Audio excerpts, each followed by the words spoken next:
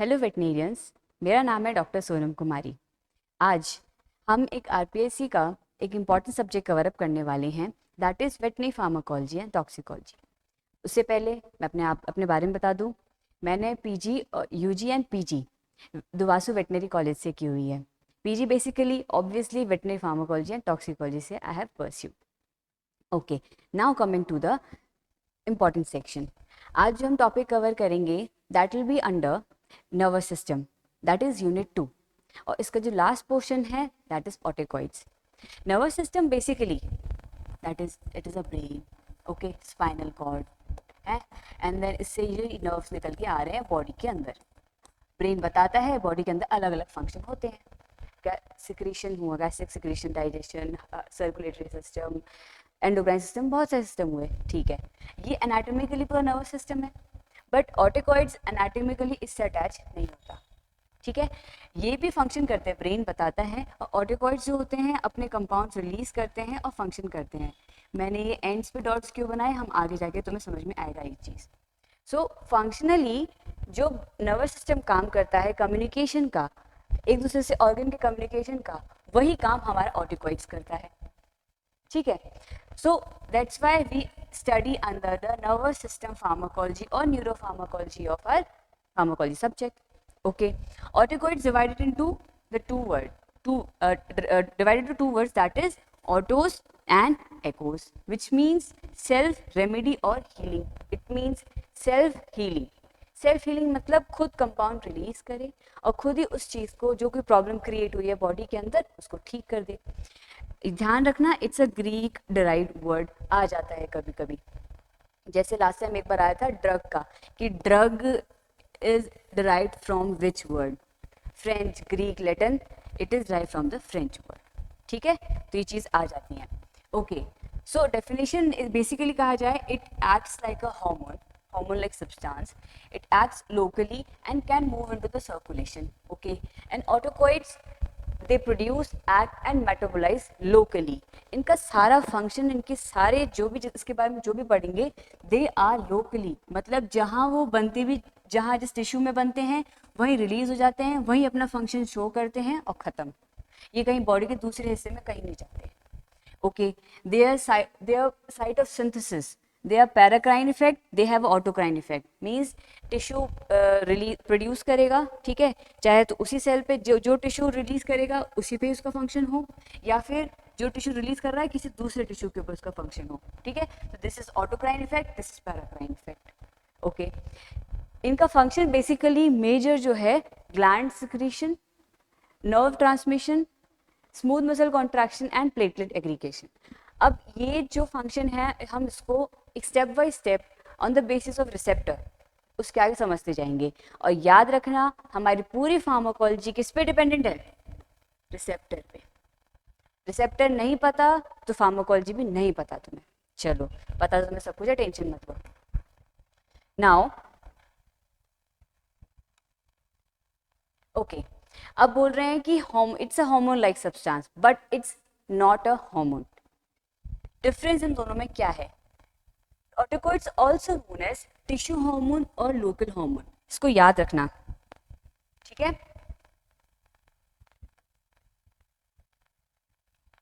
It's a tissue hormone और local hormone. Because tissue hormone क्यों कह रहे हैं, क्योंकि टिश्यू से रिलीज होता है। लोकल मीन्स वहीं रिलीज होता है, वहीं फंक्शन करता है। मैंने ये बात 4 बार कह दी है, इसको बोलना नहीं। Now source, it is produced by the tissue और सेल्स। डिफरेंस क्या है, this is produced by the endocrine glands, okay. Action site जहाँ रिलीज हुए वहीं फंक्शन किया। एंड हार्मोन्स का यही मेजर डिफरेंस है कि एंडोक्राइन ग्लैंड्स तो रिलीज करते हैं, प्रोड्यूस करते हैं, रिलीज करते हैं, बट ब्लड सर्कुलेटरी सिस्टम से पास आउट होके कैरियर हमारा ब्लड होता है और दूसरे ऑर्गन, दूसरे रीजन ऑफ द बॉडी में फंक्शन करते हैं, ओके। और ड्यूरेशन ऑफ एक्शन, ये क्विकली काम करते हैं, जहाँ रिलीज हुए वहीं प्रोड्यूस हुए और अपना फंक्शन फटाफट किया, but they are longer acting, क्योंकि लॉन्ग ट्रैवल भी करना है, दूर जाकर ट्रैवल करना है, तो they have to function for a long period of time, okay. Examples इसके, histamine, prostaglandins, they are also known as PGs, serotonin, ये मेजर एग्जांपल्स हैं। इसके आगे भी एग्जांपल्स पढ़ेंगे। इंसुलिन हार्मोन्स का तुम्हें पता है, insulin, thyroxine, cortisol, okay.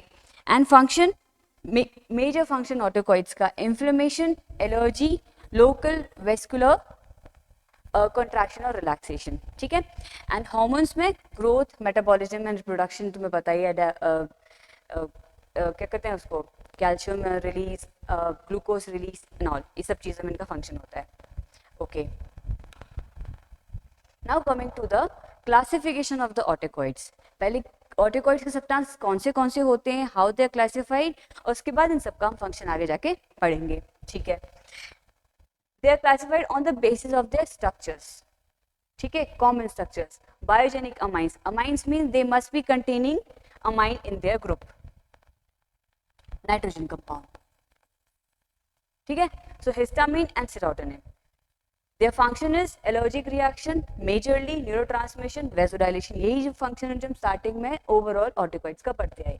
Peptides and proteins means they are originated or their compound are peptides. These are protein compounds. इसमें हमारे क्या होंगे, अमीनो एसिड्स होंगे। याद रखने के लिए वैसे तुम्हें तो पता है, बट स्टिल एक बार एम्फसाइज कर दिया। ब्रेडिकाइनिन, कैलिटिन, सब्सटेंस भी cytokinin, out of them bradykinin, कैलिटिन्स are very important. Substance P is also. Lipid derivative means they are of lipid in nature, oily in nature.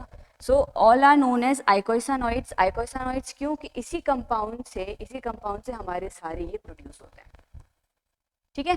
Prostaglandin, thromboxane, ल्यूकोट्रिन्स तुमने पढ़ा होगा पहले। Prostaglandin कहीं pen में पढ़ा होगा, थ्रोम्बोक्सिन हमने कहीं ब्लीडिंग हो रही होगी वहाँ पढ़ा होगा, ल्यूकोट्रिन्स जहाँ इन्फ्लेमेशन हो रहा होगा वहाँ पढ़ा होगा, ठीक है। They are involve in inflammation, platelet aggregation and broncho construction. जैसे जैसे नाम है वैसे वैसे इनके काम हैं। Okay, now on the basis of gaseous molecules, they are of a gaseous form, ठीक है। तो nitric oxide and carbon monoxide, they lives in the gaseous state, ठीक है, in our body also. So they help in vasodilation of the smooth muscles and relaxation also, and they help in a neurotransmission. And purines and nucleotides, ठीक है, they are different from the peptides and proteins. Okay, remember that. Purines and nucleotides, for example adenosine, ATP, and again they help in the vasodilation, platelet inhibition function. Overall जो हमने चार starting में पढ़े थे, these are the only main function of the autocoids. Okay, again they are classified on the basis of different form, that is on the basis of origin. देखो classification क्या है, आगे जो स्टडी होती है उसमें हेल्प होती है, जो कोई भी रिसर्च स्टडी हम सब्जेक्ट में करते हैं उसके लिए हेल्प होती है। और तुम्हें भी कुछ, अब एक लिस्ट दे देंगे पूरा का पूरा, भाई ये एक लिस्ट में लिख दिया तो याद तो होने से रहे, है कि नहीं। तो इसीलिए इनको क्लासिफाई कर देते कि हाँ भाई इस टाइप के जो हैं इस ग्रुप में आते हैं, तो इनको याद करना इजी होता है। तो साइंटिस्ट ने तुम्हें थोड़ा सा याद करने के लिए भी ये क्लासिफिकेशन दी है। एक और दी थी based on the origin. Origin means कि कौन इनको बना रहा है, कौन इनको प्रोड्यूस कर रहा है।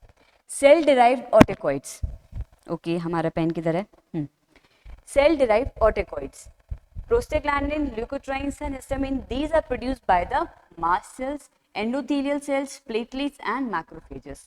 तो इस सेल्स के अंदर प्रोड्यूस हो रहे हैं। Okay, plasma derived autacoids means it must be, मतलब ये कहाँ प्रोड्यूस हो रहे होंगे, ब्लड के अंदर प्रोड्यूस हो रहे होंगे। प्लाज्मा मतलब प्लाज्मा सीरम ब्लड का ही हिस्सा है, ठीक है। तो प्लाज्मा अलग से इमेजिन मत कर लेना कि भाई ब्लड के बाहर कहीं कुछ काम हो रहा है, नहीं। जो हमारा ब्लड सर्कुलेटरी सिस्टम है, दैट प्लाज्मा मीन्स, प्लाज्मा क्या होता है, अगर हम आरबीसी डब्ल्यूसी कॉर्पस्कल्स को जो ब्लड सेल्स हैं उन सबको साइड कर दे तो बचता क्या हमारा प्लाज्मा। तो जो लिक्विड है वही फ्लूइड, वही जो उसकी जो प्रोटीन्स हैं, they are making are bradykinins और complement components, that is C3A and C5A, ठीक है। तो प्लाज्मा प्रोटीन, क्योंकि दे वर द क्या थे, ये प्रोटीन डिराइव थे, ठीक है, इनका स्ट्रक्चर जो है प्रोटीन के बेसिस पे था। Now coming to the neurotransmitters derive autacoids, means they act as a neurotransmitters, ठीक है। इनका जो इनका नेचर और फंक्शन है, they act as a neurotransmitters. For example acetylcholine, substance P and serotonin. Serotonin ये देखो यहाँ सीनस पे काम करता है। इसका मेजर फंक्शन जब तुम देखोगे, जब हम न्यूरोट्रांसमीटर्स का क्लासिफिकेशन पहले पढ़ते हैं, ठीक है, और उसमें सेरोटोनिन के बारे में पढ़ते हैं, तो they don't act on the peripheral body system, नहीं, ये ब्रेन में काम करता है। जो ब्रेन में आपस में जो क्या हमारे न्यूरॉन्स हैं ये, ठीक है ना, ये आपस में बात कर रहे हैं, कैसे कर रहे हैं, ये न्यूरोट्रांसमीटर रिलीज करके। ये फेंकता है न्यूरोट्रांसमीटर, जैसे हम लोग मैसेजेस डालते हैं एक दूसरे को, तो ये न्यूरोट्रांसमीटर रिलीज करते हैं, नेक्स्ट न्यूरॉन समझ जाता है कि ओके ये बात है, भाई बंदा डिप्रेस प्रेशर में, उसका एग्जाम क्लियर नहीं हो रहा, इस बात का टेंशन है। तो ये बात तो चल रही है, अब उसको रिकवर करने के लिए, बॉडी को एक्टिवेट करने के लिए हमारा सेरोटोनिन है, टेंशन मत। Now it produced by the nerve endings and of CNS and PNS, central nervous system and peripheral nervous system. ये these are the nerve endings. ये produce करते हैं हमारे neurotransmitters. Okay. Endothelium derived factors. Endothelium means जो हमारा blood vessel है, ये रहा blood vessel, इसकी अंदर की smooth muscle जो lining होती है, अंदर की smooth muscle की lining, they are producing our endothelin, nitrous oxide, prostacyclin, ये कंपाउंड्स हमारे ब्लड वेसल्स के अंदर जो एंडोथेलियम है वो प्रोड्यूस कर रहे हैं, ठीक है, दैट इज वेस्कुलर एंडोथेलियम। ये हो गया हमारा classification on the basis of the chemical structure and on the basis of origin की कहाँ कहाँ प्रोड्यूस हो रहे हैं। ओके, नाउ सबसे पहले ये जो हम सबसे पहले पढ़ने वाले हैं हिस्टामिन, क्यों, हमारा फर्स्ट ग्रुप था अमाइन ऑटोकॉइड्स, जो classification of the basis of the structure, amine, peptide, lipid. तो अमाइन में हमारा फर्स्ट आता है हिस्टामिन, और सेकंड क्या था हमारा, क्या था, सेरोटोनिन, ठीक है, first one histamine, second one serotonin. अब हिस्टामिन के बारे में हम सारा कुछ पढ़ने वाले हैं, कैसे वो बॉडी को अफेक्ट करता है और कैसे इसके रिलीज ना रिलीज होने के या फिर इसके रिसेप्टर्स को यूज करके हम बॉडी को हील कर सकते हैं। हम फार्माकोलॉजी में यही तो पढ़ रहे हैं कि ड्रग्स हमारी बॉडी में कैसे काम करें और हम ठीक हो जाए, कुछ भी अगर प्रॉब्लम हो तो, ठीक है। Histamine, it's structure is basically named as beta imidazolyl ethyl amine, it's a chemical name. इसका स्ट्रक्चर अगर हम देखेंगे तो I will show you the structure side by side. Beta imidazolyl ethyl amine means ये हमारा मेन ग्रुप है, ठीक है, उसके बाद जो आता है carbon alpha, then it's beta. Beta पे जो हमारा जो ये जो रिंग है 5 member ring, this is imidazole ring, ठीक है, इसको इमिडाजोल बोलते हैं। तो बीटा कार्बन पे है इसीलिए बीटा इमिडाजोलाइल, ये इथाइल 2 कार्बन इथाइल अमीन, इस तरीके से इसका नाम है। स्ट्रक्चर भी बाई चांस आ सकता है, मूड बने एग्जामिनर्स का पूछ लें तुम लोगों से, इसीलिए एक बार स्ट्रक्चर तुम देख लो, ज़्यादा डिफिकल्ट है नहीं। इसका they are stored mainly in the mast cell, क्यों, क्योंकि मास्ट सेल ये प्रोड्यूस कर रहे थे। Basically these are the tissue which are producing major portion of the histamine in our body. तो सबसे ज़्यादा हिस्टामिन जो प्रोड्यूस कर रहा है हमारे मास्ट सेल में, हमारी बॉडी में, वो मास्ट सेल हैं, ओके। और उसके बाद जो थोड़ा बहुत प्रोड्यूस करते हैं वो बेसोफिल्स में, और स्टोरेज भी इनका यही होता है, ठीक है, मास्ट सेल में स्टोरेज होता है, बेसोफिल्स में स्टोरेज होता है, और they are stored like free form compound में नहीं होते, क्योंकि अगर फ्रीली घूमेगा तो वो रिएक्ट करता फिरेगा बॉडी के अंदर, इसीलिए इसको किसी के साथ बाइंड कर देते हैं, that is are heparin.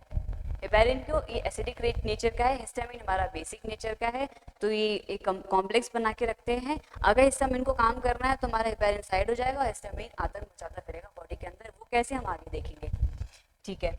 Also found in enterochromaffin cells, these are also important cells, they are present in our gastric, that is stomach, intestine, ठीक है। तो ये जीआईटी का मेजर पोर्शन है, एंटेरोक्रोमाफिन सेल्स, ये वहाँ पे प्रोड्यूस होते हैं, वहाँ भी फंक्शन करते हैं, ओके।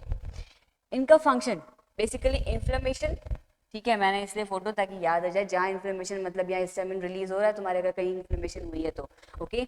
गैस्ट्रिक में गैस्ट्रिक सिक्रीशन, जीआईटी में डाइजेशन, इसमें भी इन्वॉल्वमेंट होता है हमारे हिस्टामिन का, ओके।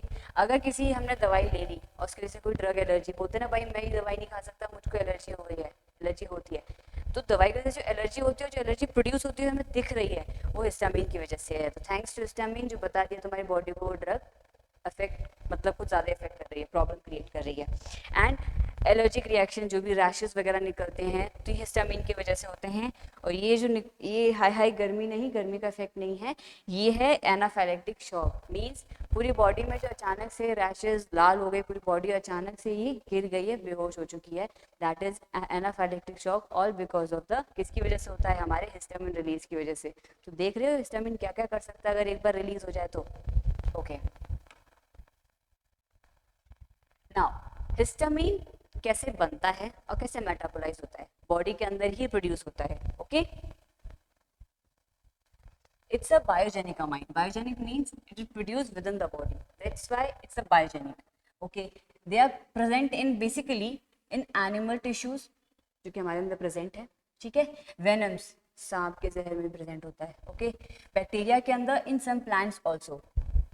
ठीक है, तो अगर इनकी वजह से हम लाइक अफेक्ट होते हैं, या फिर हमें कोई सांप काट जाता है, या फिर किसी प्लांट जो स्टिंगिंग प्लांट है हमारा, स्टिंगिंग नेटल, अगर उससे हम टच में या इंटरेक्शन में आ जाते हैं तो क्या होगा, एलर्जिक रिएक्शन होगा, हिस्टामिन रिलीज होगा हमारे बॉडी के अंदर। Okay, synthesis.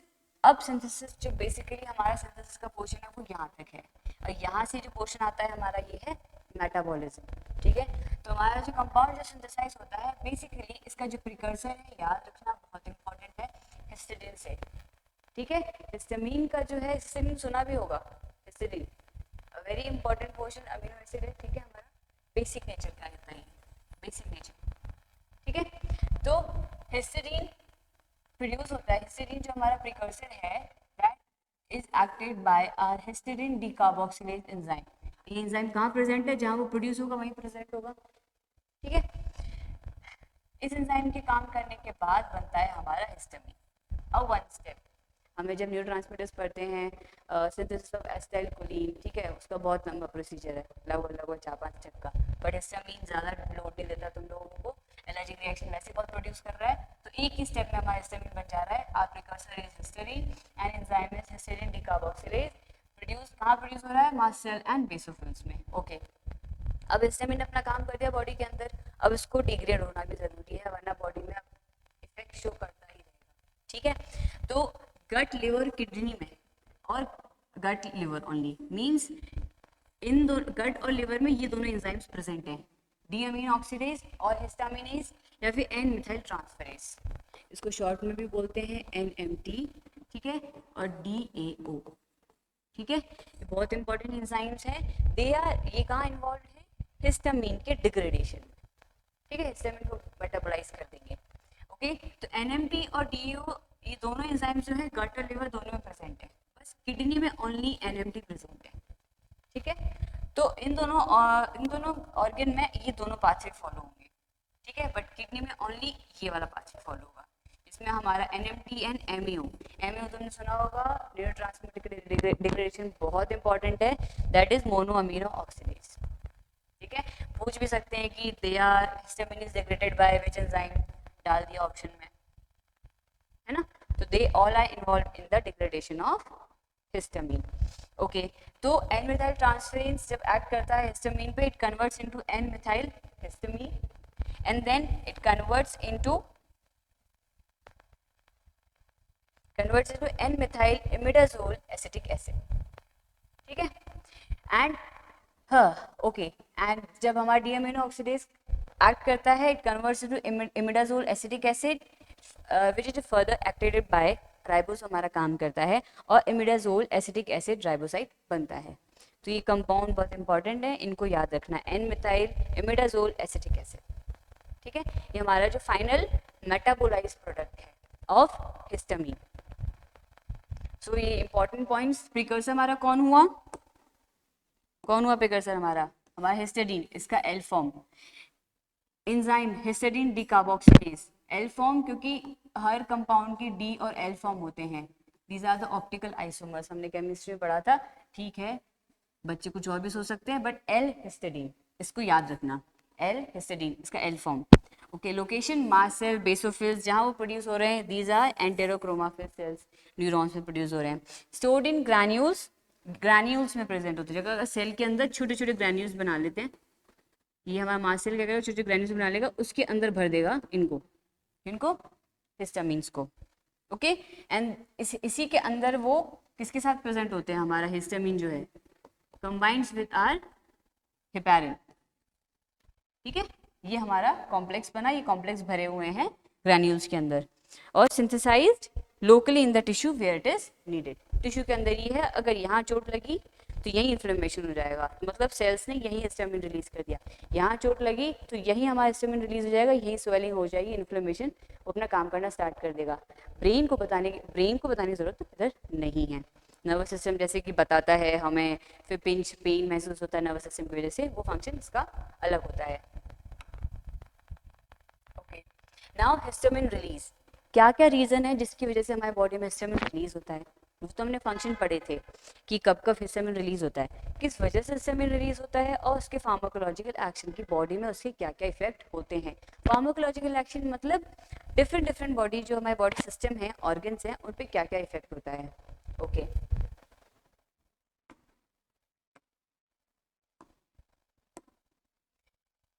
Triggers basically antigen antibody reaction, that is allergic reaction. जो कोई भी एलर्जिक रिएक्शन होगा that leads to histamine release. Histamine release होगा तो हमारा जो मेन एंटीबॉडी है, जब कोई एंटीजन, कोई एलर्जिक एंटीजन आ जाएगा, ठीक है, उससे हमारा एंटीबॉडी रिएक्ट करेगा, आईजीई, ये दोनों बाइंड करके एलर्जिक रिएक्शन प्रोड्यूस करेंगे। सो हिस्टामिन किस में इन्वॉल्व होता है, हमारा टाइप 1 हाइपर सेंसिटिविटी। जो एलर्जिक रिएक्शंस हैं they are divided into the 4 types. Okay, तो टाइप 1 में, type 1 and our antibody is IgE, ठीक है, ई फॉर एलर्जी, याद रखना, वो तो एलर्जी ए से स्टार्ट होता है but still E for allergy. Tissue injury, जहाँ कहीं भी हमारा टिश्यू डैमेज हुआ, जहाँ स्वेलिंग हो रही है, रेडनेस हो रही है, मतलब वहाँ हिस्टामिन रिलीज हो रहा है। ओके, वेनम, स्नेक बाइट में ट्रॉमा, ट्रॉमा मीन्स अचानक से कोई एक्सीडेंट होता है, हमारा मेजर पोर्शन डैमेज होता है बॉडी का। सर्टेन ड्रग्स की वजह से कुछ लोगों को पेनिसिलिन से एलर्जी रिएक्शंस होते हैं, morphine, vancomycin, that is drug basis पे जो हमने बात कर चुके हैं। अब आता है उसका major action, pharmacological action. The important one of the histamine is triple response. ये बहुत इंपॉर्टेंट है, ठीक है, ये भी उतना इंपॉर्टेंट है। अगर स्टामा के रेशियो की बात करी जाए तो these are all are important, ठीक है। ट्रिपल रिस्पॉन्स मीन्स जैसे ही कोई टिश्यू डैमेज होता है तो हमारी जो टिश्यू डैमेज है वो किस तरीके से बिहेव करना स्टार्ट करती है। जैसे कि हमने ये लिया, ब्लेड लिया और कट मार दिया, ठीक है, हल्का सा रेडनेस दिखना स्टार्ट होगा और रेड स्पॉट विल हम देखना शुरू करेंगे। रेड स्पॉट क्यों? क्योंकि वहाँ का जो रीजन है वो टिश्यू डैमेज हो चुका है, ठीक है, वहाँ के मास्ट सेल्स को पता चल चुका है कि कुछ तो गड़बड़ हुई है, मास्ट सेल ने फटाक से सारे हिस्टामिन रिलीज कर दिए इधर, यही सारे हिस्टामिन जो जितने भी थे सब रिलीज कर दिए, रिलीज हो गए, हमारे मास्ट सेल ने कर दिए। अब क्या होगा कि जो ब्लड वेसल्स हैं वो हमारे डायलेट हो जाते हैं, हिस्टामिन वैसो डायलेशन भी करता है, हमने फंक्शन पढ़ा था। तो जो कैपिलरी जो है, छोटे छोटे जो ब्लड वेसल्स हैं वो डायलेट हो गए। अब डायलेट हो गए तो जो ब्लड है जितना भी होगा वो सब बाहर आ जाएगा, बाहर आएगा तो रेडनेस प्रोड्यूस होगा स्टार्टिंग में, ठीक है। फिर धीरे धीरे व्हील, अनदर वर्ड, व्हील किस चीज़ के लिए है? स्वेलिंग के लिए, लोकल एडिमा, ठीक है। तो पहले कट लगता है, फिर धीरे धीरे स्वेलिंग होना स्टार्ट होती है ना। फिर नेक्स्ट स्टेप होता है flare, arterial dilation. Flare means पहले थोड़ा सा रेड दिखेगा, फिर स्वेलिंग होगी, फिर बहुत बड़ा एरिया जो है रेड दिखने लगेगा। तो दीज ये जो 3 टर्म है, red spot, wheal, flare, these are the triple response, ठीक है। ओके, तो कैपिलरी एक्शन हमने समझ लिया कि कैपिलरी डायलेशन कैसे होता है, हिस्टामिन रिलीज होने से वैसो डायलेशन हुआ, ब्लड रिलीज हुआ और यहाँ रेडनेस दिखने लगा। लोकल एडिमा क्यों? सारा का सारा जो ब्लड का जो फ्लूइड है वो उधर आने लग जाएगा, क्योंकि कमांड मिल चुका है, ब्लड को बता दिया गया है कहीं टिश्यू डैमेज हुआ है भैया, उसको ठीक करना है वरना ब्लीडिंग बाहर होती रहेगी, दिक्कत होती रहेगी। तो ब्लड का सारा फ्लूइड वहाँ आया और स्वेलिंग सी हो गई, फ्लूइड आएगा तो ऑब्वियसली बात है स्वेलिंग हो जाएगी। उसके बाद जो हमारे जो आसपास के जितने भी ब्लड वेसल्स हैं, पहले तो ये नियरेस्ट कैपिलरीज जो थे वो डायलेट हुए, और जितने भी आसपास के जो ब्लड वेसल्स हैं वो भी डायलेशन होंगे, ठीक है। डायलेशन होगा तो जो ब्लड है, जितना भी ब्लड होगा वो आसपास में इधर, जितना जैसे ब्लड डायलेट होता है तो सीपेज होके ब्लड उस टिश्यू में आने लगता है, ठीक है, आने लगता है। तो जितना जहाँ ब्लड एक्स्ट्रा आने लगा उसकी वजह से रेडनेस हो जाएगी और एरिया जो है वो रेडनेस का बढ़ जाएगा, that is flare, and that swelling is wheal, starting is a red spot. This is a sequence of the triple response, और ये बहुत इंपॉर्टेंट जो स्किन के बेसिस पे हमने पढ़ा है, जो स्किन में होता है ट्रिपल रिस्पॉन्स, ठीक है। तो जैसे हिस्टामिन आए सीधा ट्रिपल रिस्पॉन्स, ठीक है, triple response related to histamine only. Okay, other effects, इसके अदर फार्माकोलॉजिकल इफेक्ट्स, जैसे कि लंग्स में क्या होता है, ब्रोंको कंस्ट्रिक्शन करता है, ठीक है, जो ब्रोंकाई है उसके स्मूथ मसल्स हैं उसका कंस्ट्रिक्शन होता है। Okay, gastric acid secretion stomach में है, जो हमारे गैस्ट्रिक एसिड जो जूसेस हैं, ठीक है, एंजाइम्स हैं, उनका सिक्रीशन करता है। इंटेस्टाइन की मोटिलिटी इंक्रीज करता है। Okay, CNS as act as neurotransmitters and chemotaxis and immune responses. Chemotaxis means cells को आपस में जो हमारे किसको कहेंगे, ल्यूकोसाइट्स वगैरह जो हैं, इन्फ्लेमेटरी सेल्स जो हैं, ये आपस में बात करते हैं हिस्टामिन रिलीज होने की वजह से, ठीक है। और इम्यून रिस्पॉन्स भी प्रोड्यूस करता है। एक तरीके से एलर्जी रिएक्शन भी comes into the immune response. Okay, एक चीज, अब हिस्टामिन का ये सब चीजें तुम एक पॉइंट से कोरिलेट कर सकते हो, जो मुझे स्टार्टिंग में भी बता देना चाहिए था। हिस्टामिन को भी अगर हम डिवाइड करते हैं दो पार्ट में, हिस्ट मींस जो हिस्टोलॉजी हमने एनाटॉमी में पढ़ी थी, याद है, मतलब टिश्यू, ठीक है, tissue, and amine means amine compound, ठीक है, तो इट्स अ टिश्यू अमाइन, जो अमाइन कंपाउंड टिश्यू रिलीज कर रहा है, इसीलिए इसका नाम पड़ा है हिस्टामिन, ठीक है, okay. Now coming to the histamine receptors. अब हिस्टामिन इतना कुछ फंक्शन किया, वैसोडाइलेशन किया, ब्रोंको कंस्ट्रिक्शन किया, एलर्जिक रिएक्शन शो किया, किसकी वजह से किया? ये जो हमारे रिसेप्टर्स हैं इनकी वजह से, ओके। इनसे जब कम्युनिकेट किया, इनसे जब बाइंड किया हिस्टामिन ने, तब हमारे बॉडी में वो सारे फंक्शन हुए। अगर रिसेप्टर्स नहीं होते तो हिस्टामिन का हमारी बॉडी में कोई फंक्शन नहीं होता, हमारी पूरी फार्माकोलॉजी ही नहीं होती अगर रिसेप्टर्स नहीं होते तो, ठीक है। अब सेल्स के ऊपर ये रिसेप्टर्स प्रेजेंट होते हैं, किसी भी सेल के ऊपर रिसेप्टर्स प्रेजेंट होते हैं, क्यों? इनके थ्रू ही हम बता पाते हैं सेल को करना क्या है, ग्लूकोज बनाना है कि नहीं, हिस्टामिन बनाना है कि नहीं, सारे काम करने हैं कि नहीं, इसी के थ्रू ड्रग इससे बाइंड करता है, हमारे कोई भी कंपाउंड बाइंड करेगा इससे और बताएगा भाई सेल ये वाला काम तो करना स्टार्ट कर, okay. First they are classified into 4 parts, ठीक है, H1, H2, H3, H4 receptors, okay. इसमें से हम मेजर जो पढ़ते हैं वो H1 एंड H2 रिसेप्टर्स पढ़ते हैं। अभी इसका और इसका इतना क्लिनिकल रेलेवेंस नहीं है, स्टैब्लिश हुए हैं थोड़े बहुत कि हाँ ये यहाँ इनका लोकेशन यहाँ ये प्रेजेंट है, बट इनका जो क्लिनिकल रेलेवेंस है, थेरेपेटिक यूज, हम वेटनरी में भी इसका यूज नहीं करते, ओके। सो H1 रिसेप्टर्स सबसे पहले कहाँ प्रेजेंट होते हैं? ब्लड वेसल्स में, CNS में और स्मूथ मसल में। अब जब यहाँ प्रेजेंट है तो वही फंक्शन करेंगे, ब्लड वेसल्स में कॉन्ट्रैक्शन रिलैक्सेशन, स्मूथ मसल का भी कॉन्ट्रैक्शन रिलैक्सेशन, CNS का डिप्रेशन और stimulation, okay. H2 receptors they are present in the parietal cells, ठीक है। H1 रिसेप्टर से दिमाग में आ जाना चाहिए एलर्जिक रिएक्शन और CNS में काम हो रहा है, ठीक है। H2 रिसेप्टर से सीधा तुम्हारे पेट पे दिमाग जाना चाहिए, पेट और GIT, है ना। Parietal cells they are present in the stomach, okay, they are also present in the heart, also present in the CNS. H3 receptors, they are present in the brain, lungs, spleen, ileum. Ileum is a portion of our GIT. H4 receptors are present in the bone marrow, ठीक है, तो bone marrow is an important portion for the H4 receptors. They are brain, lung, okay. Parietal cells, H2 receptors, these are important. Blood vessels, CNS, H1 receptors present है body के अंदर। तो serotonin हमारा जो serotonin कह रही है, histamine हमारा न्यूरोट्रांसमीटर जैसा काम कर रहा था, या फिर सेरोटोनिन काम कर रहा था, CNS में रिसेप्टर्स प्रेजेंट थे इसके, ठीक है, ओके। मैकेनिज्म मतलब हमने स्टार्टिंग में सारे जो हमने ड्रग रिसेप्टर्स पढ़े थे कि बॉडी में जितने भी रिसेप्टर्स हैं, ये कई सारे सेल्स में, हमारे स्टमक सेल्स में होंगे, हमारे ब्रेन सेल्स, हमारे किडनी सेल्स, उन सब पे ये रिसेप्टर्स प्रेजेंट है, ठीक है। सारे रिसेप्टर क्लासीफाई करके हमने 4 टाइप में डिवाइड किए थे, ion receptors, GPCR, enzyme linked and nuclear receptors, ठीक है, 4 रिसेप्टर्स थे। और उसमें से कौन से टाइप का रिसेप्टर हमारा हिस्टामिन रिसेप्टर है? कौन सा है? GPCR, ठीक है। तो जो हमारा GPCR टाइप की ये 4 रिसेप्टर्स है, तो GPCR रिकॉल करो कि उसका स्ट्रक्चर कैसा था, उसको देखो कि उसका स्ट्रक्चर कैसे काम करता है, उसके बेसिस पे तुम उसका मैकेनिज्म ऑफ एक्शन समझ जाओगे ये 4 रिसेप्टर्स काम कैसे करते हैं, okay. So the all are kind of GPCR receptors, जिसमें से फर्दर क्लासिफिकेशन GPCR का कौन सा टाइप है? This is GQ receptors, this is GS, this is GI and GI। जहां GI आ जाएगा मींस इनहिबिटरी फंक्शन होगा, मतलब उस काम को वो इनहिबिट कर रहा होगा, ठीक है, रोक रहा होगा। और जहां GS और GQ आ जाएगा वो फंक्शन को सपोर्ट कर रहा होगा, एक्साइट कर रहा होगा, दैट इज इसका जो होगा एक्साइटेटरी इफेक्ट होगा, मींस ब्लड वेसल्स में कॉन्ट्रैक्शन हो रहा होगा, स्मूथ मसल्स में कॉन्ट्रैक्शन हो रहा होगा और CNS का एक्साइटेशन हो रहा होगा, ठीक है। सिमिलरली पाराइटल सेल्स मींस यहाँ जो है पाराइटल सेल्स हमारे क्या करते हैं, गैस्ट्रिक जूसेस रिलीज करते हैं, तो उसका जो सिक्रीशन है वो इंक्रीज होगा। अगर हमारा हिस्टामिन इसके पाराइटल सेल्स के ऊपर जो प्रेजेंट है रिसेप्टर्स इससे बाइंड करता है, तो सेल्स हमारा गैस्ट्रिक जूसेस रिलीज करना स्टार्ट कर देगा, ठीक है।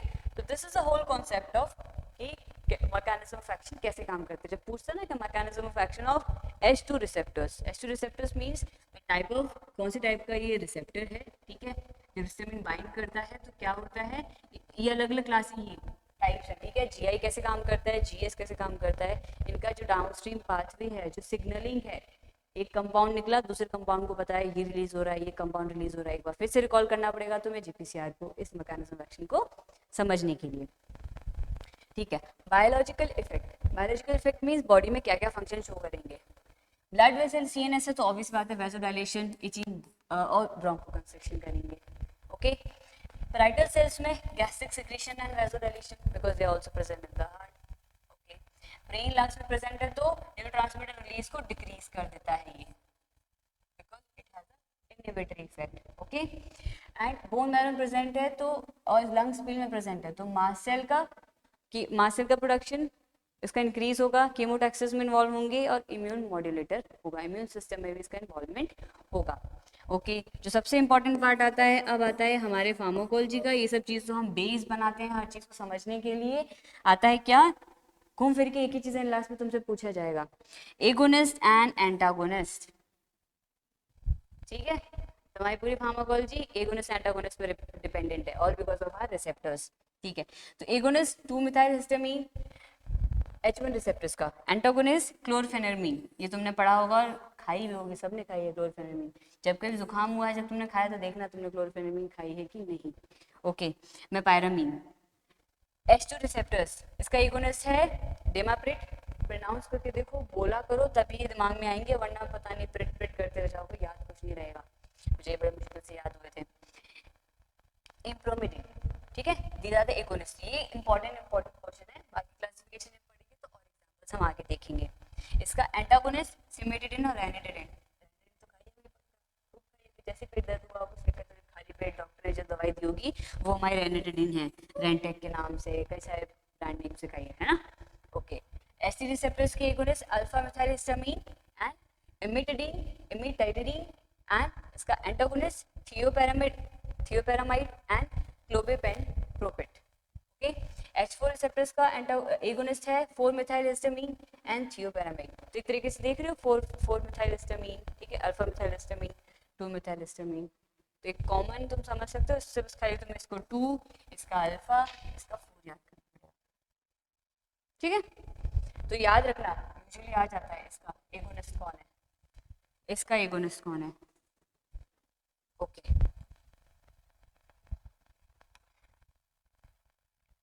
ठीक है, ये इसका विजुअल रिप्रेजेंटेशन है कि H1 रिसेप्टर्स का फंक्शन है बेस मेजरली जो है किस में इन्वॉल्व थे, जो हम बार बार बोल रहे हैं H1 रिसेप्टर हमारे एलर्जिक रिस्पॉन्स में इन्वॉल्व है, ठीक है। H2 से सीधा गैस्ट्रिक में, सीधा गैस्ट्रिक एसिड सिक्रीशन वहाँ फंक्शन होता है, और H3 H4 ठीक है न्यूरोट्रांसमीटर्स और इम्यूनोमॉड्यूलेशन में इनका मेजर पोर्शन, मेजर फंक्शन है, क्योंकि इन्हीं एरियाज में इनका रिसेप्टर की पॉपुलेशन ज़्यादा प्रेजेंट है, इसीलिए क्लासिफाइड है, ओके।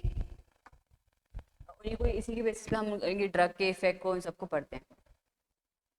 चलो अब आता है जो हमने ट्रिपल रिस्पॉन्स पढ़ा था, एलर्जिक रिएक्शन पढ़ा था, ठीक है।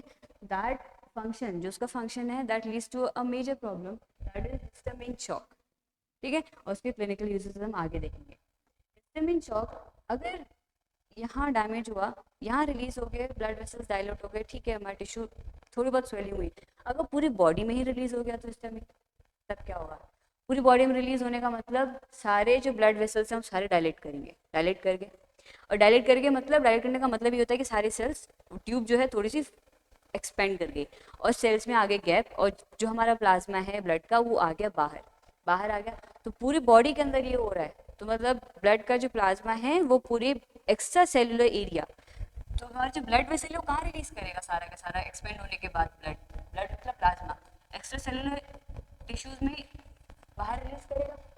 अब इसका जो ब्लड का वॉल्यूम डिक्रीज हो जाएगा, तो पूरी बॉडी के अंदर अचानक से क्या होगा, ब्लड का वॉल्यूम डिक्रीज होगा, ब्लड का वॉल्यूम डिक्रीज होगा तो हमारे हार्ट के पास जो ब्लड पहुंचना चाहिए, वीनस रिटर्न जिसे कहते हैं, वो कम हो जाएगा, हार्ट के पास ब्लड पहुंचने वाला कम हो जाएगा तो हार्ट कार्डियक आउटपुट भी कम हो जाएगा, कार्डियक आउटपुट कम तो पूरी बॉडी को जो सप्लाई होती है ब्लड की वो भी कम हो जाएगी, तो it's a overall anaphylactic shock because of the generalized histamine release, generalize histamine release, वो लोकली रिलीज हो रहा था, जो भी इफेक्ट आ रहा था ट्रिपल रिस्पॉन्स कर रहे थे, ठीक है, वो लोकल लोकल इफेक्ट है, but this is histamine shock is the generalize release, generalize release word याद रखना, ठीक है, जनरलाइज्ड रिलीज, ठीक है, रिलीज ऑफ हिस्टामिन, ठीक है, ओके तो ये जो मैंने भी मैकेनिज्म ऑफ एक्शन बताया है कि intense vasodilation in large amount, बहुत ज़्यादा वेजोडाइलेट करता है, ये इंक्रीज हो जाता है, कैपिलरी परमेबिलिटी मींस परमेट मतलब परमिट कर देना प्लाज्मा को अपने ब्लड वेसल से बाहर आने के लिए, प्लाज्मा लीकेज हो जाता है, बाहर आ गया, ब्लड वॉल्यूम डिक्रीज हुआ, ठीक है, हार्ट ने काम कर, जब ऑब्वियस सी बात है जब ब्लड अमाउंट पहुंचना बंद कर देगा, बॉडी को ब्लड पहुंचना बंद कर देगा, तो बीपी लो हो जाएगा, BP low obviously failure to our body system that lead to shock, जो लड़की लेट गई थी ना स्टार्टिंग वाले स्लाइड में, बेहोश हो गई थी, इसी वजह से हो रही थी। अब इसके क्लिनिकल यूजेस ज़्यादा थेरेपेटिक यूजेस तो नहीं है, बट हाँ कुछ है, एक्सपेरिमेंटल एंड क्लिनिकल एक्सपेरिमेंट्स में भी इनका यूज होता है, डायग्नोसिस ऑफ एक्लोराइडिया एंड फियोक्रोमोसाइटोमा, ठीक है, इसके डायग्नोसिस के लिए हमारा हिस्टामिन यूज किया जाता है। हमारा एड्रिनल ग्लैंड देखा तुमने, एड्रिनल ग्लैंड जो हमारी किडनी के ऊपर प्रेजेंट होता है, ठीक है, इसका जब कैंसर हो जाए तो उसको बोलते हैं फियोक्रोमोसाइटोमा, और इसके डायग्नोसिस के लिए हमारा हिस्टामिन यूज किया जाता है। Experimental purpose triple response in the pharmacology, जो कि हमारे ऑर्गेनिज्म जिसके हम ड्रग की स्टडी करते हैं तो उसके एक्सपेरिमेंट में यूज आ जाता है, ट्रिपल रिस्पॉन्स देखते हैं कि हाँ भाई कितना एलर्जिक रिएक्शन प्रोड्यूस कर रहा है ये बॉडी के अंदर। सो हमारे की पॉइंट्स क्या हुए, बताओ बताओ, की पॉइंट्स क्या हुए, दे सिंथेसाइज्ड फ्रॉम हिस्टिडीन, हमारा precursor via histidine decarboxylase enzyme, okay, stored in the mast cell, याद रखना हमारे मास्ट सेल में प्रेजेंट होता है, मास्ट सेल का काम ही हिस्टामिन रिलीज करने का होता है, they are bind they stored in the bind form with the protein, okay, mediates the allergic reaction, inflammation, ठीक है, gastric acid secretion and CNS regulation, क्योंकि ब्रेन कम्युनिकेट आपस में सेल्स जो कर रहे हैं वो हमारे हिस्टामिन न्यूरोट्रांसमीटर्स की वजह से कर रहे हैं, acts via four receptors type, ठीक है, H1 to H4, जिसमें से हमारा H1 and H2 are important, H1 for the allergic, H2 for the gastric acid secretion, ठीक है, histamine released by the immunologic and non-immunologic stimuli, both the stimuli they are released by them, and no direct therapeutic uses are in the veterinary purpose.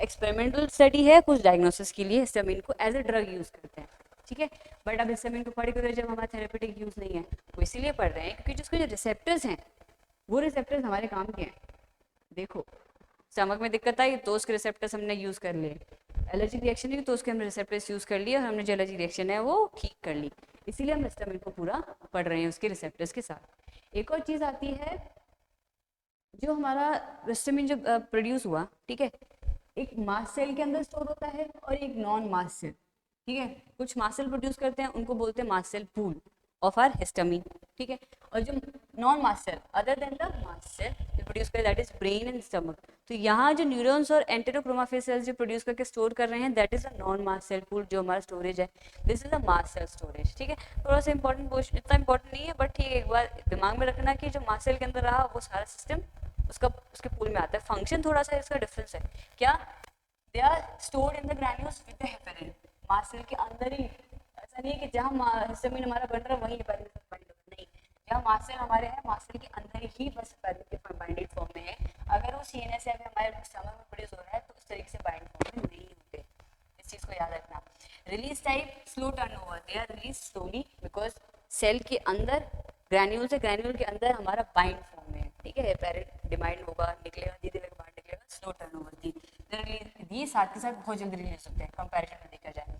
Trigger allergy, trauma, IG reaction, allergy reaction, ठीक है, इसके case में मास्ट cell pool release करना start करेगा, और जो gastrin है हमारा, ये है हमारा गैस्ट्रिन हार्मोन, तो स्टमक सेल्स को बताता है कि अब हिस्टामिन को रिलीज करो और हमारा डाइजेशन स्टार्ट करवाओ, neuronal signals, function allergy, inflammation, gastric secretion and CNS rules.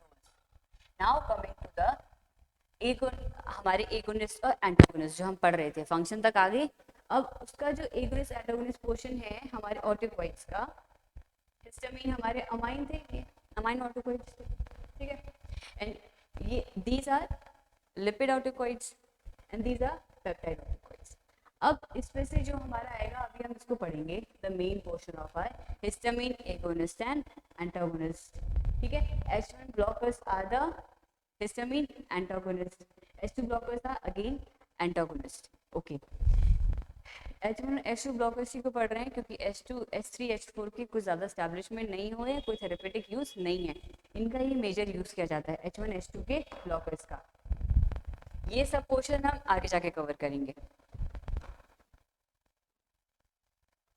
ठीक है। So drugs that competitively binds with the histamine receptors, that is basically H1 and H2, they are known as histamine antagonists or histamine blockers, okay।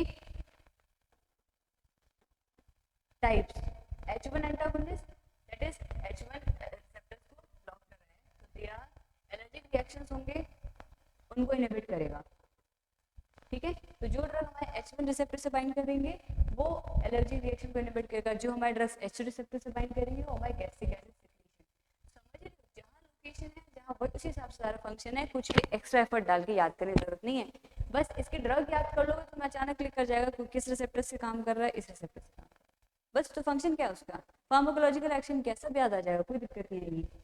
So H1 blockers जो हमारे होते हैं वो allergic reaction, that is urticaria, जो white spot होते हैं, reddishness होते हैं चेहरे पे, एक अनइवन सा जो स्वेलिंग होती है चेहरे पे, अनइवन सी स्वेलिंग होती है, दैट इज अर्टिकेरिया। एंजियोडीमा, जो आईज में स्वेलिंग हो जाती है, ओके। एलर्जिक राइनाइटिस, मीन जुकाम में जो हमें एलर्जी होती है ना, तो उस केस में हम H1 ब्लॉकर्स देते हैं, ओके। चलो नेक्स्ट, H1 रिसेप्टर्स एंटागोनिस्ट, वही सब बातें हैं। इसका जो क्लासिफिकेशन है, they are again classified on the basis of their structures, ठीक है। इथेनोलामीन्स मीन्स इसमें जो इथेनॉल एंड अमीन, ये कंपाउंड जो है कॉमन है इन सब में, इतना इंपॉर्टेंट बट हाँ क्लासिफाइड है। इथेनोलामीन्स, इथाइलिन डायोमीन्स, अल्काइलामीन्स, पाइपेराजीन्स, फेंथोथायाजीन्स, ये फेंथोथायाजीन्स पाइपेराजीन्स हम आगे भी पढ़ेंगे क्लासिफिकेशन में, अगर और जो सिस्टम है सीएनएस सिस्टम जब आता है तो उसमें भी पढ़ते हैं हम, ठीक है। Second generation piperidines, okay. तो एग्जाम्पल इसका डाइफेनाइन डाइफेनहाइड्रामीन, डॉक्सिलामीन। इथाइलिन डायमीन्स का मेपायरामीन, ट्रिपलामीन, उसका अल्काइलामीन्स का आता है क्लोरफेनरमीन एंड फेनिलमीन, ये इंपॉर्टेंट है, क्लोरफेनिल अल्काइलामीन्स, ठीक है, हमारे H1 ब्लॉकर्स का, ओके। फेनोथाइजीन्स में प्रोमेथाजीन एंड मेथिडिलाजीन, ठीक है, मेथिलाजीन। सेकेंड जनरेशन पाइपराडीन में फेक्सोफेनाडीन, लोराटिडीन, सिट्राजिन, सिट्राजिन याद है भाई, जुकाम वाला सिट्राजिन खा ले। सेकेंड जनरेशन मींस जो लेटेस्ट अभी रिसेंट में मतलब सबसे नए जो डिस्कवर्ड ड्रग्स है हमारे, these are the second generation piperidines, ठीक है। फेक्सोफेनाडीन, लोराटिडीन एंड सिट्राजिन, ये इंपॉर्टेंट है, सिट्राजिन, फेक्सोफेनाडीन, ठीक है, क्लोरफेनामीन, डायफेनहाइड्रामीन, डॉक्सिलामीन। अब इनकी क्लासिफिकेशन कैसे है, इन क्लासिफिकेशन जो किया है, they have a side effect. Side effect क्या है H1 ब्लॉकर्स का, हमें नींद आती है, सेडेशन। इसका साइड इफेक्ट जो मेन साइड इफेक्ट है of the H1 blockers is sedation, ठीक है। कभी जुकाम में दवाई लियो और नींद आती हो, सिट्राजिन वगैरह खा के, याद है, उसी की वजह से, ओके। सो इथेनॉल मीन्स जो है दे आर, इनका सेडेशन लेवल जो होता है हाई होता है। इथाइलिन डायमीन्स का माइल्ड, अल्काइलामीन्स का मॉडरेट एंड पाइपराजीन्स का मॉडरेट टू हाई, तो एक तरीके से ये आते हैं मॉडरेट में, ठीक है। इथेनॉल मीन्स ये जो ड्रग्स हैं and this one, these are high sedation level, okay, and these are the mild one, ठीक है। तो ग्रुपिंग कर लेना, ये जो कंपाउंड्स हैं this one and this one, they are high sedation वाले, और जो हमारा क्लोरफेनेमिन है ये मॉडरेट सेडेशन। अभी जो मैंने कहा था कि सिट्रिजिन खाने के बाद नींद आती है कि नहीं, नहीं आती है, मैंने गलत बोला था। क्यों? क्योंकि ये हमारा नॉन सिडेटिंग है। जो बाद में डिस्कवर हुए, जनरेट हुए, सिंथेसाइज हुए, second generation piperidines, these are the first generation blockers, these are the second generation blockers. इनका फायदा यही है, कोई भी अगर ड्रग कुछ टाइम बाद फिर से बनाया जाता है तो उसमें कुछ फायदा, कुछ इंप्रूवमेंट, कुछ प्लस पॉइंट तो होना चाहिए। इसी का यही प्लस पॉइंट था कि ये नॉन सिडेटिव होते हैं, हमें इसे खाने के बाद नींद नहीं आती। ठीक है, बाकी इनका जो साइड इफेक्ट होगा, they are going to depress the CNS, हमें नींद सा, सिडेशन सा फील होगा। Okay, they block the bronchoconstriction, itching, urticaria, motion sickness. तो ये जो सारे इफेक्ट हैं, इस केस में हम H1 ब्लॉकर्स देंगे। ठीक है, इचिंग मीन्स वही एलर्जिक रिएक्शन, ब्रोंकोकंस्ट्रिक्शन हुआ, कहीं भी एलर्जी रिएक्शन जब होता है तो हमारे अस्थमा में जब ब्रोंकोकंस्ट्रिक्शन हो जाता है उसमें भी काम आता है। Urticaria, uneven swelling, motion sickness, it's a effect of CNS. जो सीएनएस में हमारे रिसेप्टर्स प्रेजेंट है ना H1 वाले, मोशन सिकनेस हमें वेवीनेस फील होता है ट्रैवल करने के बाद जो दिक्कत आती है, उसको रिलीव करने के लिए हम हिस्टामिन ब्लॉकर्स देते हैं। Anti masculine, dry mouth and drowsiness इस केस में भी, and use in allergies, motion sickness, वही सारी चीज़ें रेपिटेशन में आ गई। ये फंक्शन याद, ये क्लिनिकल यूजेस हैं, मैंने बस अंडरलाइन कर दिया, but clinical uses in case of the asthma, itching, हम अभी आगे जाके फिर से इसको देखेंगे। तो याद रखना कौन सा नॉन सेडेटिव है, कौन सा सेडेटिव है। ओके, H1 रिसेप्टर्स थे, उनके यूजेस। अब आते हैं हम H2 रिसेप्टर्स। H2 रिसेप्टर्स का मतलब यही है कि ये काम करेंगे हमारे स्टमक में। डन। अब स्टमक में gastric ulcers, duodenal ulcers, stress induce ulcers, Zollinger Ellison syndrome, या फिर प्री एनेस्थेटिक यूज में, these are the clinical uses. मतलब यहाँ हमारा H2 रिसेप्टर है, इसको हमारा ड्रग जो है इनहिबिट कर रहा है। ठीक है, इन केसेस में these are the clinical uses. Okay, अब अल्सर्स में कैसे, हिस्टामिन हमारे क्या काम कर रहा था, पैराइटल सेल्स थे हमारे स्टमक में, ये रहे हमारे सेल्स, पैराइटल सेल्स। ठीक है, ये क्या कर रहा था, हिस्टामिन कमांड देता है, H2 रिसेप्टर्स हमारा है ना, कमांड दिया और क्या रिलीज करवा रहा था, एच सिक्रीशन। और ओवरऑल जो होता है हमारा HCl, यहाँ हमारा हाइड्रोजन रिलीज हो रहा है। ठीक है, पोटेशियम अंदर जा रहा है, साथ के साथ हमारा जो क्लोराइड आयन है वो भी रिलीज होता है, तो HCl रिलीज होता है। HCl मतलब strongest acid, in other word, strongest तो नहीं है बट उससे पहले तो, लेकिन है तो स्ट्रॉन्ग एसिड है, comes in the strong acid. अब इसका जितना अमाउंट हमें रिक्वायर्ड है पेट में रिलीज हो रहा तो ठीक है, अगर ज़्यादा रिलीज होगा तो क्या होगा, अल्सर्स ही पड़ेंगे, छाले होंगे, जब ज़्यादा बर्निंग सेंसेशन होगा, ऐसे डालो हाथ पे, क्या होगा, वही पेट के अंदर होगा, अगर एक्स्ट्रा ज़्यादा रिलीज हो गया अबाउट पेट के अंदर, स्टमक के अंदर। ठीक है, तो अब जब अल्सर्स जाते हैं तो उसको ब्लॉक करने के लिए हमने H2 रिसेप्टर्स दे दिए, सिमेटिडिन दे दिया, ठीक है, रैंटेक दे दिया, रैंटेडिन, है ना, तो वो इनको रोकेगा, और जो रोक देगा तो HCl सिक्रीशन जो हमारा बंद हो जाएगा, तो जो अल्सर्स है वो धीरे धीरे ठीक हो जाएंगे। ठीक है, बस ये कोई इतना, हाँ इसको इस पे ध्यान मत दो, बस हमारे ये मैंने डायग्राम बताने के लिए कि ये हमारे सेल्स के अंदर ये प्रेजेंट है। आयन चैनल, ये आयन चैनल जो है HCl रिलीज करता है, H2 रिसेप्टर्स बताता है कि भाई HCl रिलीज कर, फिर इसको वो रोक देगा, मना कर देगा सिमेटिडिन और रैंटेक कि मत रिलीज करवा, बॉडी में अल्सर्स हो चुके हैं। ठीक है, तो that's the use of our क्या, H2 रिसेप्टर्स, और इनको कहते हैं एंटी अल्सर्स यूज और एंटी अल्सर ड्रग्स। ठीक है, H1 रिसेप्टर्स को फिर क्या कहेंगे, एंटी एलर्जिक ड्रग्स। ठीक है, okay, now their drugs cimetidine, ranitidine और फेमोटिडिन, और एक और आता है हमारा निज़ाटिडिन। ये सीक्वेंस ही किस तरीके से डिस्कवर हुए।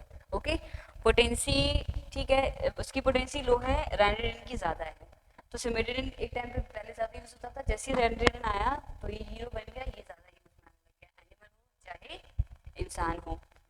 ठीक है, duration, it acts for the longer period of time, लंबे समय के लिए काम करता है। इसके जो साइड इफेक्ट्स थे, it inhibits the CYP450, CYP450 क्या है? ये हमारा वो एंजाइम है लिवर के अंदर जो प्रेजेंट है, जितनी भी ड्रग्स है मेटाबोलाइट्स है, उन सबको, जितनी भी ड्रग्स है उनको क्या करता है? डिग्रेड करता है। हमने डिस्प्रिन ले ली भाई, हमारा सिर दर्द बंद हो गया, अब वो डिस्प्रिन बॉडी के अंदर रहेगी क्या? नहीं ना, उसको बाहर तो फेंकना बॉडी के बाहर।